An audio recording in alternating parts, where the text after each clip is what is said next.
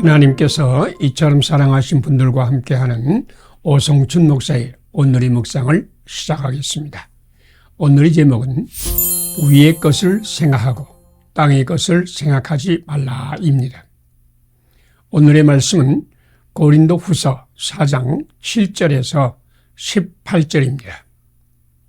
우리가 이 보배를 질그릇에 가졌으니 이는 심히 큰 능력은 하나님께 있고 우리에게 있지 아니함을 알게 하려 함이라. 우리가 거꾸로 뜨림을 당하여도 망하지 아니하고. 아멘. 사람은 누구나 나쁜 일들과 상처를 주는 일, 미움과 화나게 하는 일들 수없이 만납니다. 그러나 또한 좋은 일들과 감격스러운 일들, 사랑과 축복 일도 만납니다. 그런데 사람들은 나쁜 일을 담아두는 보따리와 좋은 일을 담아두는 보따리를 따로 만들어 등에 짊어지고 가는 사람과 같습니다.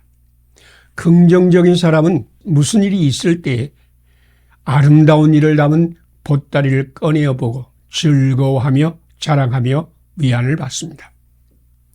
부정적인 사람은 온갖 나쁜 일과 슬픈 일, 실수를 담은 보따리를 먼저 보면서 속이 상하고 억울하고 화가 나서 살아갈 의욕을 잃고 억지로 끌려가는 인생을 삽니다. 당신은 긍정적인 사람입니까? 아니면 부정적인 사람입니까? 믿음의 사람은 긍정적인 사람도 아니고 부정적인 사람도 아닙니다. 우리는 예수님을 믿을 때 나 자신과 함께 보따리를 주님 앞에 산제물로 드렸기 때문에 무슨 일을 만나도 들여다볼 보따리가 없습니다. 믿음의 사람은 모든 것을 합력하여 선을 이루시는 하나님 외에 바라볼 것이 없는 사람입니다. 우리 예수님 안에 있는 사람들도 타락한 세상에 살기 때문에 사방으로 우겨쌈을 당하며 답답한 일을 당하며 박해를 받으며 거꾸로 뜨림을 당합니다. 그럴 때 우리는 질그릇 속에 있는 하나님의 보배, 심히 큰 하나님의 능력이신 예수님을 바라봅니다. 예수님께서 사방으로 우겨쌈을 당해도 쌓이지 않게 하시고 답답한 일을 만나도 낙심하지 않게 하시며 박해를 받아도 버린 바 되지 않게 하시며 거꾸로 뜨림을 당해도 망하지 않게 하십니다. 믿음은 땅의 것을 보는 것이 아니라 위에 계신 분, 곧 모든 것을 합력하여 선을 이루시는 하나님을 바라보는 것입니다. 믿음의 형제자매들이여, 예수님과 함께 우리를 다시 살리사 주님 앞에 서게 하신 하나님, 잠시 받는 우리의 환난을 통하여 지극히 크고 영원한 영광을 이루실 하나님, 약하고 넘어지는 우리에게 은혜를 더하여 넘치게 하시는 하나님을 바라보며 감사드립시다. 함께 기도드리겠습니다. 연약한 질그릇 같은 우리 속에 하나님의 보배를 주신 하나님, 우리가 무슨 일을 만나도 자신을 보지 않고 심히 큰 하나님의 능력이신 예수님을 바라보게 하소서. 우리가 갖는 작은 환난을 통하여 지극히 크고 영원한 영광을 이루시는 하나님의 은혜로 넘치게 하소서. 예수님 이름으로 기도드립니다. 아멘. 오늘의 실천상을 함께 나누겠습니다. 연약한 그릇 같은 우리 속에 하나님의 보배를 주신 하나님을 믿는다. 무슨 일을 만나도 우리 자신을 보지 않고 힘이 큰 하나님의 능력이신 예수님을 바라본다. 우리가 받는 작은 환난을 통하여 지극히 크고 영원한 영광을 이루시는 하나님의 은혜로 넘치게 한다. 아멘. 감사합니다. 오늘도 하나님께서 함께 하시는 귀한 날이 되시기를 바랍니다.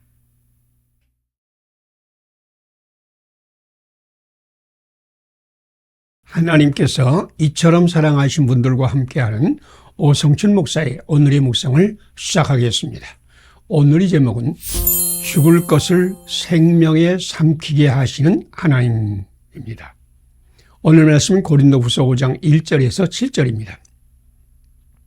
참으로 이 장막에 있는 우리가 짐진 것 같이 탄식하는 것은 벗으려 함이 아니요 오히려 덧입고자 함이니 죽을 것이 생명에 삼킨 바 되게 하려 함이라. 아멘. 사람은 다 자기 삶을 아름답게 만들고 인정과 존중과 사랑을 받으며 살고자 합니다. 그래서 사람이면 누구나 다 보람된 인생을 만들고자 최선을 다합니다. 그러나 외모, 문화에 길들여 있는 사람은 그 중심에 충성과 헌신과 최선을 버지 않고 외모만을 보고 판단하고 무시하고 차별합니다. 그런데 하나님은 죽을 것을 생명에 삼키게 하시는 분이심을 압니까? 수십 년 목회하였으나 아직도 노인과 장애인 몇 명이 성도가 전부인 목사님과 아픔을 함께 나눈 적이 있었습니다. 그도 다른 목사님들과 똑같이 공예배와 새벽 기도를 인도하고 전도도 열심히 하고 최선의 노력을 다했으나 교회는 자립하지 못하고 먹고 살기 위하여 구걸하다시피 아는 교회의 도움을 받으며 겨우겨우 살고 있다고 했습니다. 그의 얼굴에는 자기의 무능력에 대한 한탄과 하나님과 사람 앞에서 부끄러움과 자기 인생에 대한 허망이 묻어 있었습니다. 우리는 죽을 것을 생명에 삼키게 하시는 하나님 이야기를 함께 나누었습니다. 엠마오의 두 제자는 예수님이 이스라엘을 속량할 자라 믿고 따랐으나 십자가에서 예수님이 허망하게 죽어버리는 것을 보고 실망하여 낙향하고 있었습니다. 그러나 하나님은 그를 죽음에서 부활하게 하시어 만민의 구주로 삼으셨습니다. 하나님은 예수님의 죽음을 생명에 삼킨 바 되게 하셨습니다. 겉으로는 허망하게 보이나 하나님은 그 허망함을 엄청난 영광으로 바꾸신 것입니다. 지금 우리가 하는 것은 정말 보잘것없고 허망한 것 같으나 하나님은 이 세상에 허망한 장막집을 재료로 하여 하늘에서 영원한 집을 짓고 있는 것을 아십니까? 당신도 수고했으나 보람이 없고 최선을 다했으나 허망하게 끝났다고 한숨 쉬고 있지 않습니까? 하나님은 우리의 죽을 것을 생명에 삼키게 하시는 분이십니다. 당신이 아무것도 아닌 것들로 하나님의 영원한 집을 짓고 있습니다. 하나님을 바라보세요. 당신의 수고가 예수님 안에서 결코 헛되지 않습니다. 땅에 있는 장막집이 무너질 때 당신은 하늘에 있는 하나님의 영원한 영광의 집을 받을 것입니다. 함께 기도드리겠습니다. 이 땅의 허망한 장막집으로 하늘의 영원한 집을 지으시고 죽을 것을 생명에 삼키게 하신 하나님, 보이는 것을 보면서 아파하며 탄식하는 영의 눈을 여소서. 지금 내가 하는 작은 일이 지극히 크고 영원한 영광의 집을 만들고 있다는 믿음으로 살게 하소서. 예수님의 이름으로 기도드립니다. 아멘. 오늘의 실천상을 함께 나누겠습니다. 이 땅의 허망한 장막집으로 하늘의 영원한 집을 지으시고 죽을 것을 생명에 삼키게 하시는 예수님을 믿는다. 보이는 것을 보면서 아파하며 탄식하지 않는다. 영의 눈을 열어 지금 내가 하는 작은 일이 지극히 크고 영원한 영광의 집을 만들고 있다는 믿음으로 산다. 감사합니다. 오늘도 하나님이 함께 하시는 축복의 날이 되시기를 바랍니다.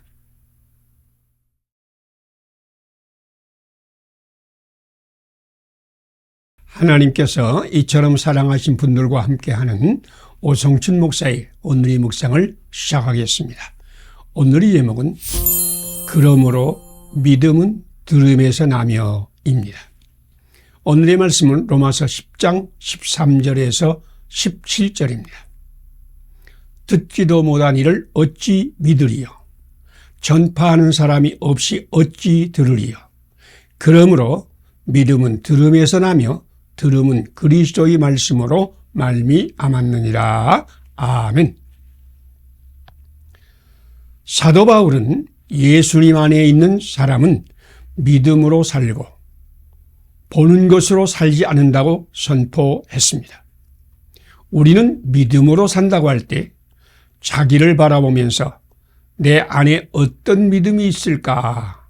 믿음으로 살기 위해서 더 힘써야겠구나라는 생각을 하는데 이것은 전형적인 불신앙의 사람들의 생각입니다.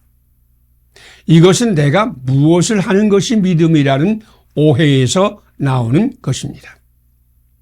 하나님 말씀은 아주 분명하게 선포했습니다. 믿음은 너희에게서 난 것이 아니요 하나님의 선물이라. 행위에서 난 것이 아니니. 에베소 2장 8절로 9절 말씀입니다. 믿음은 사람에게서나 사람이 어떤 행위나 노력에서 난 것이 아닙니다. 믿음으로 살기 위하여 우리는 자기의 믿음을 점검할 필요가 없습니다. 믿음은 내가 열심히 노력해서 오는 것이 아닙니다. 노력으로 믿음은 오지 않습니다. 사도 바울은 믿음은 들음에서 나며 들음은 그리스도의 말씀으로 말미암았느니라 라고 말씀했습니다. 믿음은 그리스도의 말씀, 곧 복음의 말씀을 들어야 오는 것입니다. 복음의 말씀을 들으려고 하면 복음을 전하는 사람을 만나야 합니다. 믿음은 그리스도의 말씀을 전하는 사람들과 그 말씀을 듣는 사람 사이에서 역사하시는 성령님께서 우리에게 주시는 것입니다. 보는 것으로 사는 이방인은 자기가 보고 자기가 듣고 자기가 경험한 대로 자기 속에 있는 지혜와 지식으로 열심히 노력하고 최선을 다해 삽니다. 이방인의 삶은 혼자 할 수 있습니다. 그러나 믿음의 사람은 복음의 말씀을 전하는 사람을 만나야 시작됩니다.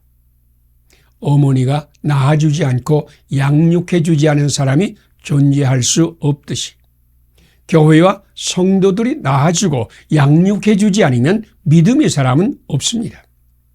믿음으로 살고 싶습니까? 복음의 말씀을 가진 교회와 성도와 함께 하세요. 믿음은 결코 홀로 얻을 수 없습니다. 성령님은 두세 사람이 모인 곳에 임합니다. 사도신경의 고백처럼 거룩한 공교회와 성도의 교제는 믿음이 흐르는 통로입니다.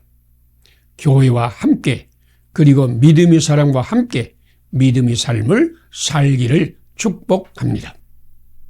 함께 기도드리겠습니다. 주님이 교회와 성도 안에서 복음의 말씀을 듣고 믿음을 성장하게 하시는 하나님.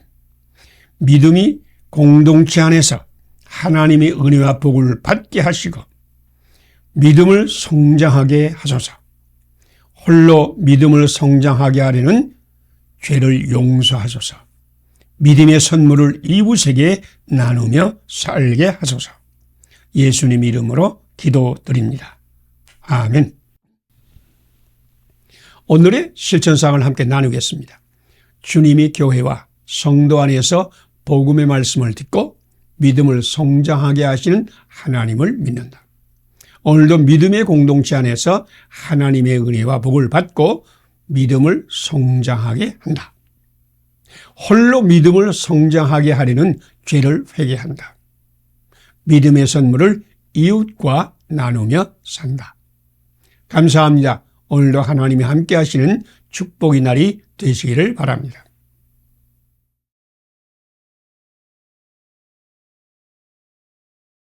하나님께서 이처럼 사랑하신 분들과 함께하는 오성춘 목사의 오늘의 묵상을 시작하겠습니다.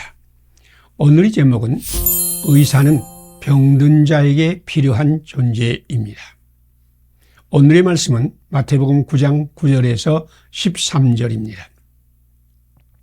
어찌하여 너희 선생은 세리와 죄인들과 함께 잡수시느냐. 예수께서 이르시되 건강한 자에게는 의사가 쓸데없고 병든 자에게라야 쓸데있느니라. 아멘. 예수님은 당시에 존경받는 인격자인 바리새인과 서기관의 상식을 깨어버리는 일을 하셨습니다. 진실하고 거룩한 바리새인의 상식은 죄인과 세리를 차별하고 교제를 금지하는 것이었습니다. 우리 문화의 상식도 바리새인의 상식과 비슷하지 않습니까? 까마귀 우는 곳에 백로야 가지 마라. 근묵자 흑이라는 상식은 더러운 자들과 친밀히 교제하는 것을 경계하는 것입니다. 그러나 예수님은 죄인을 영접하고 함께 음식을 먹었으며 누가복음 15장 2절 말씀입니다. 제국주의 하수인으로 백성을 괴롭히는 세리 마태를 불러 그 집에 들어가 함께 음식을 먹으며 교제하고 축복하였습니다. 바리새인은 상식도 지키지 못한 예수님께 분노했습니다. 바리새인들이 보고 그의 제자들에게 이르되 어찌하여 너희 선생은 죄인과 세리들과 함께 잡수시느냐. 그런데 예수님은 상식을 깨어버림으로 죄인들과 세리를 구원하시고 사망의 그늘에 앉은 백성에게 큰 빛을 비추었고 불의한 자를 의롭게 하시고 사탄의 나라에 하나님의 나라가 임하게 하셨습니다. 워싱턴에 강 하나를 사이에 두고 한편에는 국회의사당이 있고 다른 한편은 범죄와 마약 등으로 얼룩진 우범지대가 있습니다. 사람들이 국회의사당에는 가지만 강 건너 우범지역은 가지 않은 것이 상식처럼 되었습니다. 그런데 어느 날 이 상식을 깨는 사람이 나타났습니다. 인도 여성의 옷을 입고 가죽 같은 얼굴에 주름 투성이인 70대 노파 테레사 수녀는 이 우범 지역에 들어가 그들과 교제하고 섬기며 사랑을 나누었습니다. 여기서 당신이 무엇을 하고 있습니까? 라고 기자의 질문이 그녀는 만면의 웃음을 머금은 채 사랑하고 사랑받는 기쁨을 맛보고 있습니다. 라고 대답하였습니다. 그녀가 일반의 상식을 깨고 소외된 지역에 들어가 사랑하고 섬길 때 하나님의 참빛이 그곳에도 비치기 시작하고 새로운 역사가 그곳에서 일어났습니다. 당신도 예수님과 함께 테레사 수녀처럼 상식을 뛰어넘고 소외된 자를 사랑하며 섬길 때 바로 거기에 천국문이 열리는 기적이 일어날 것입니다. 함께 기도드리겠습니다. 바리새인의 상식을 깨고 죄인과 세리들과 친밀한 교제를 나누며 축복하고 섬기신 예수님. 우리도 문화의 상식을 깨고 예수님과 함께 테레사 수녀와 같이 소외된 자들을 사랑하고 섬기는 일에 참여하게 하소서. 세리와 죄인이 친구인 예수님을 전하며 살게 하소서. 예수님 이름으로 기도드립니다. 아멘. 오늘의 실천상을 함께 나누겠습니다. 바리새인의 상식을 깨고 죄인과 세리들과 친밀한 교제를 나누며 축복하고 섬기신 예수님을 따른다. 우리도 문화의 상식을 깨고 예수님과 함께 테레사 수녀와 같이 소외된 자들을 사랑하고 섬기는 일에 참여한다. 세리와 죄인의 친구인 예수님을 이웃에게 전한다. 감사합니다. 오늘도 하나님이 함께 하시는 축복의 날이 되시기를 바랍니다.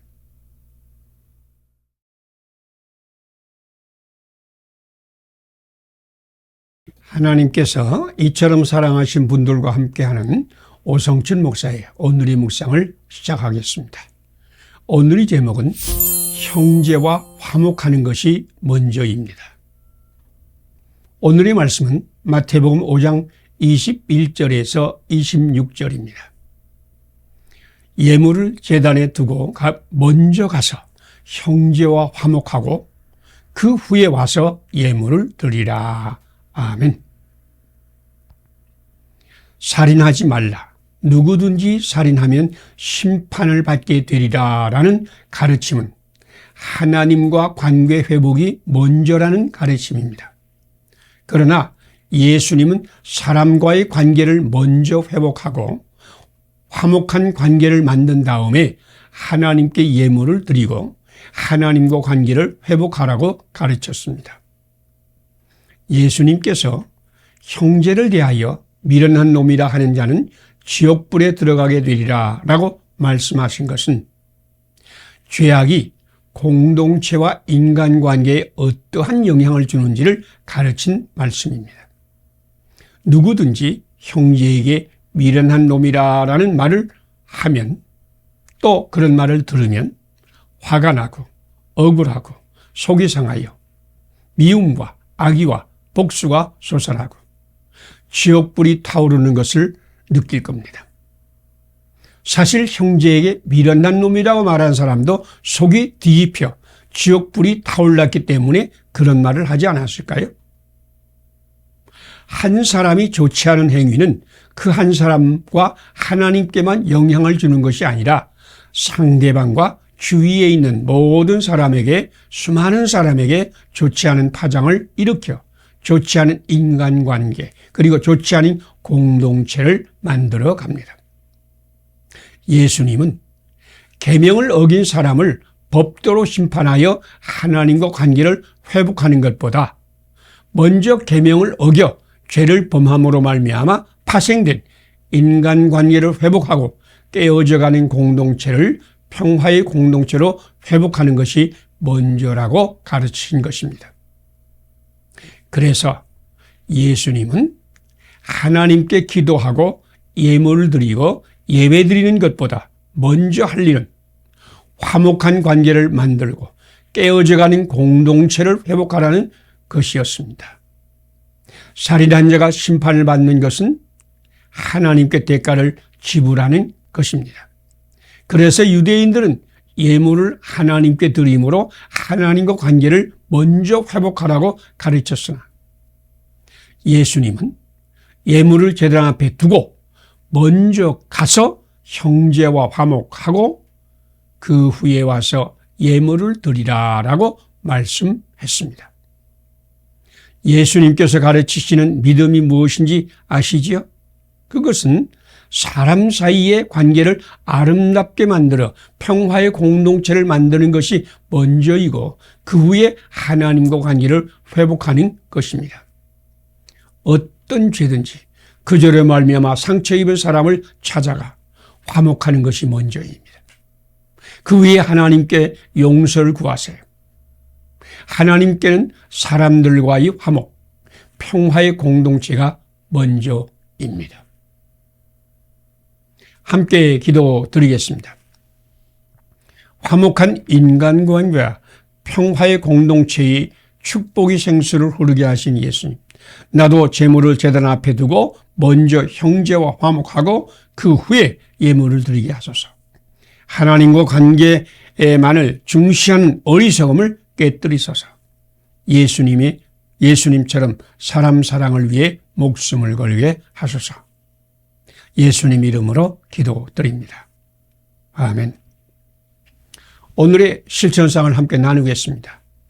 화목한 인간관계와 평화의 공동체의 축복의 생수를 흐르게 하신 예수님을 믿는다. 나도 제물을 제단 앞에 두고 먼저 형제와 화목하고 그 후에 예물을 드린다. 하나님과 관계만을 중시하는 어리석음을 깨뜨린다. 예수님처럼 사람 사랑을 위해 목숨을 건다. 감사합니다. 오늘도 하나님이 함께 하시는 축복의 날이 되시기를 바랍니다.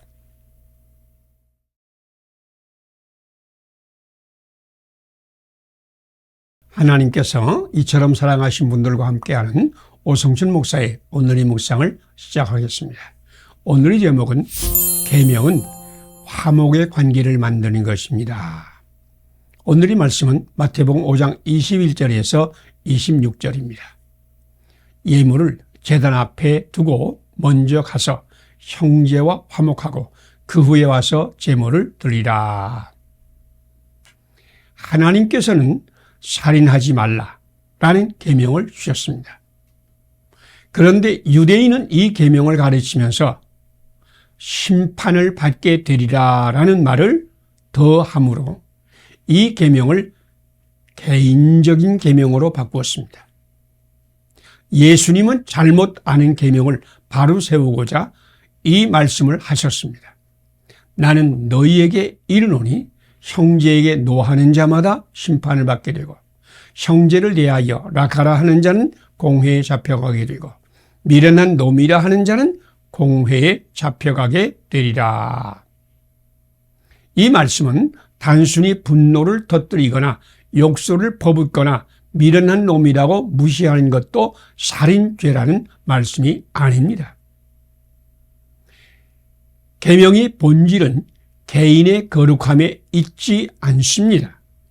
계명의 목적은 아름다운 인간관계를 만들고 화목의 공동체를 만드는 데 있습니다. 죄와 잘못과 실수는 한 개인의 문제로 끝나지 않습니다.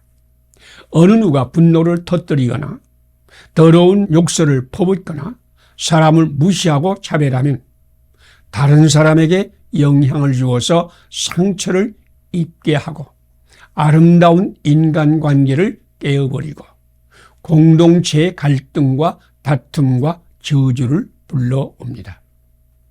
죄는 이웃과 공동체의 지옥문을 열어 불행과 저주를 가져오는 것입니다.